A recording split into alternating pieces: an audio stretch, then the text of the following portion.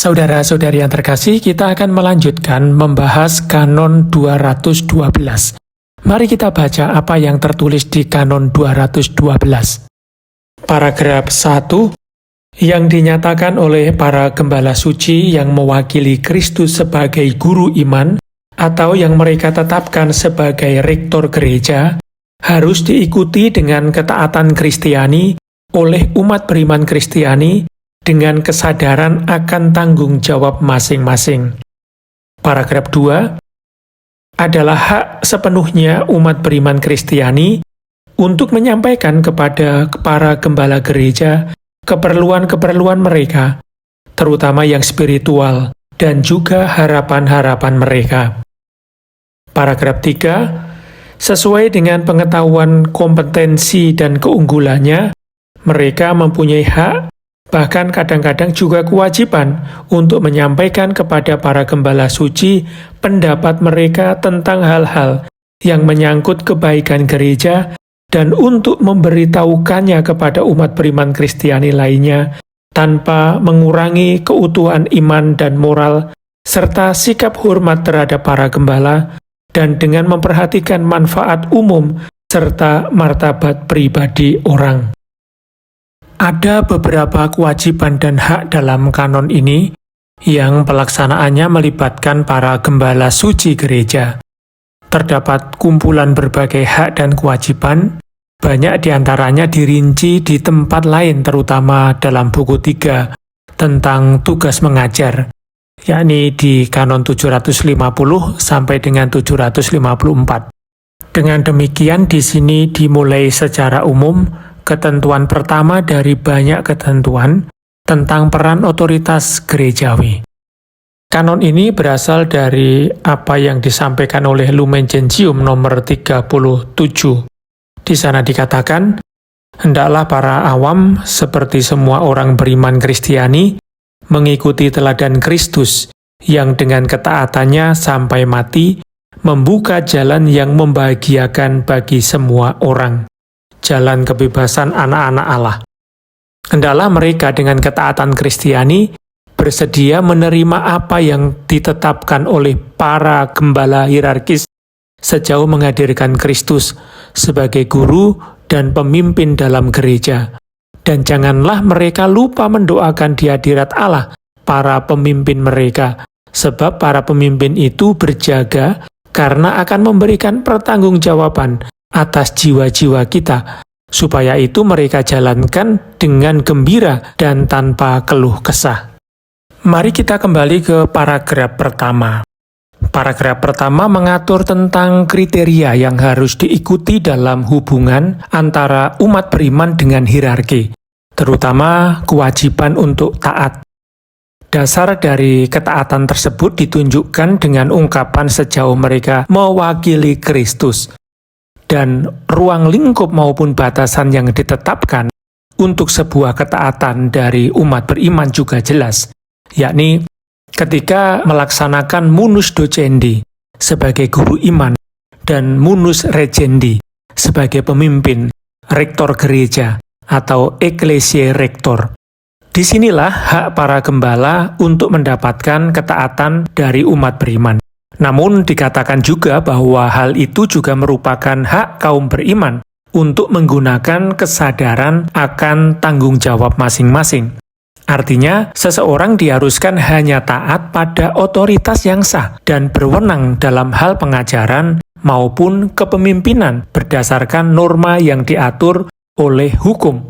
Tetapi juga bahwa setiap umat beriman dalam menghayati ketaatan juga bertanggung jawab terhadap kesatuan dan pembangunan tubuh Kristus, kesaksian iman, dan juga perilaku hidup suci.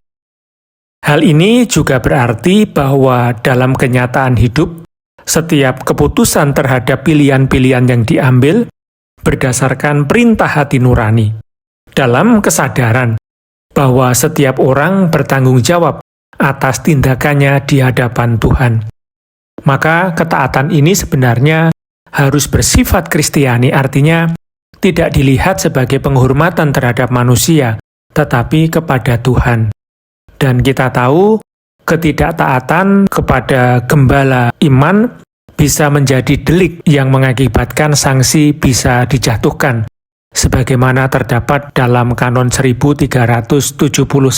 Salah satu contohnya adalah paragraf 1, yang tidak taat kepada tahta apostolik atau ordinaris atau pemimpin yang memberikan perintah atau larangan secara legitim, setelah peringatan tetap dalam ketidaktaatannya, hendaknya dihukum sesuai dengan beratnya perkara, dengan sensura atau pencabutan jabatan atau hukuman lain dalam Kanon 1336, paragraf 2-4.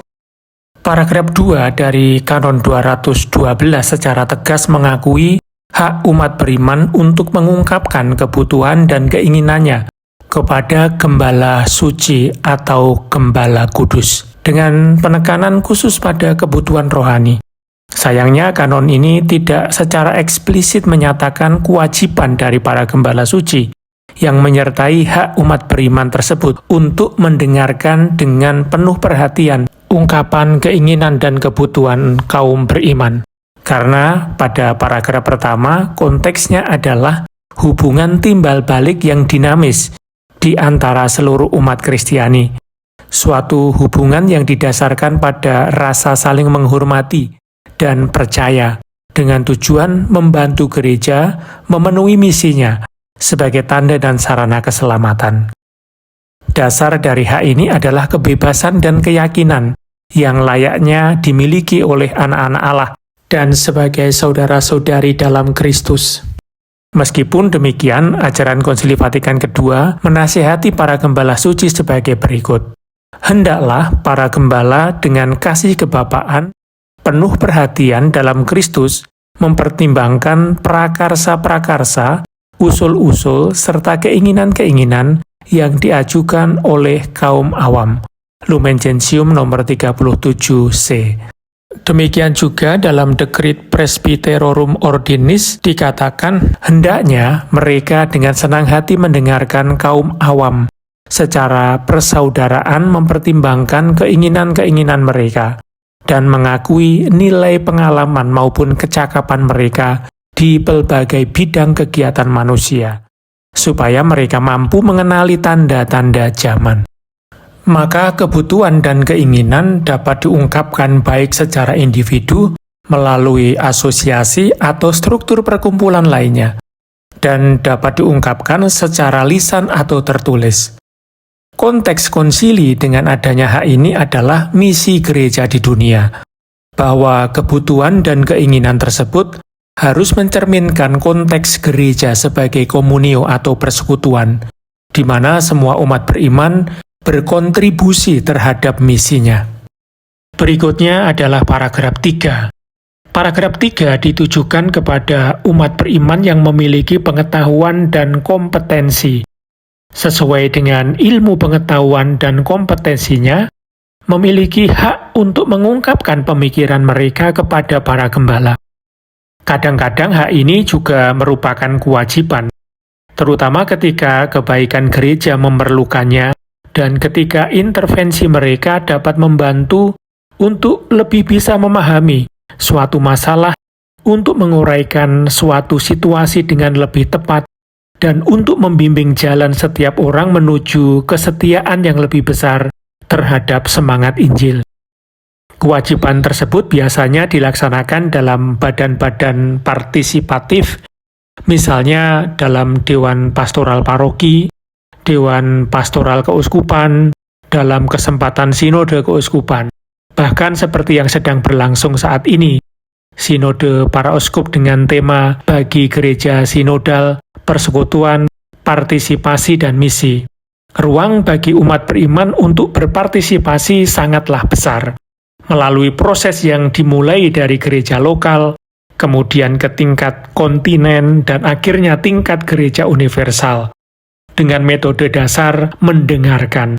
Sinode akhirnya menjadi proses untuk mendengarkan bisikan Roh Kudus melalui seluruh umat beriman, baik itu awam, klerus maupun religius, yang semakin menampakkan bahwa gereja itu adalah persekutuan. Gereja adalah komunio yang sedang berjalan bersama sebagai gereja sinodal. Namun, tidak hanya terbatas di situ. Kapan saja umat melihat peluang dan kegunaan atau bahkan perlu mengungkapkan pemikirannya mengenai suatu persoalan yang menyangkut kehidupan gereja, dia mempunyai hak dan kewajiban untuk melakukan hal tersebut. Artinya, ia juga mempunyai hak untuk mendengarkan dengan penuh perhatian dan pertimbangan yang serius dari mereka yang memimpin gereja, yang mempunyai tugas khusus untuk tidak memadamkan roh, tetapi untuk memeriksa segala sesuatu dan mempertahankan apa yang baik. Lumen Gentium nomor 27C menasihati para uskup agar selalu bersedia mendengarkan bawahannya yang dikasihinya sebagai anak-anaknya sendiri, yang dia dorong untuk bekerja sama dengannya. Nah, itulah penjelasan Kanon 212. Semoga berguna. Terima kasih.